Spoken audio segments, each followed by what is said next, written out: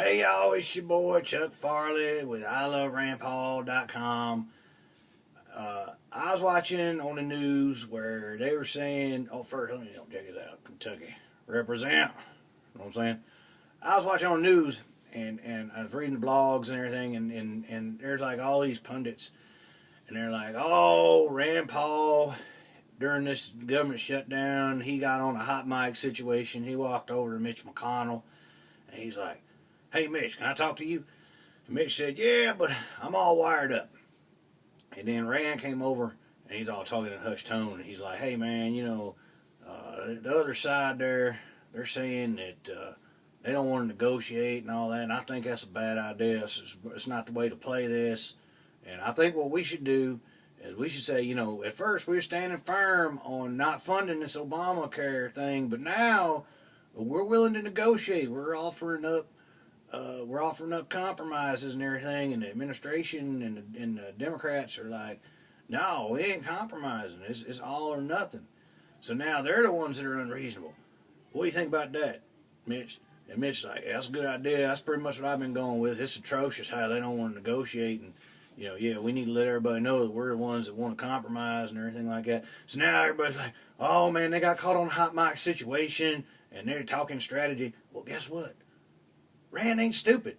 Y'all acting like he didn't know it was a hot mic. Mitch McConnell said, I'm all wired up. That's why Rand came over and said, watch this. I'm going to talk real.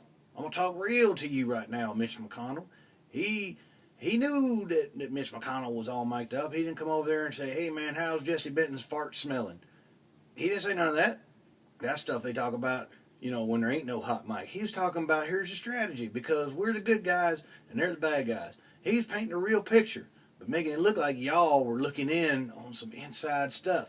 So now, like, everybody's like, oh man, we caught something we weren't supposed to catch. So they got blasted all over the place. Just played right into Rand Paul's hands. Smart, handsome, good looking. That's the same as handsome, but a little bit different.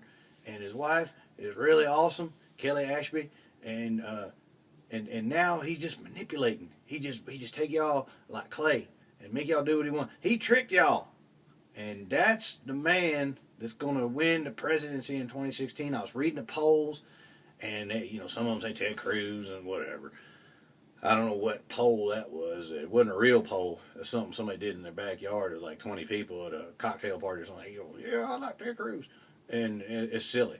But real polls are still putting Rand out there, and then he does this. And y'all just, he's just out there still. So keep an eye on the man. He's tracking. He's steady rising. He never falls.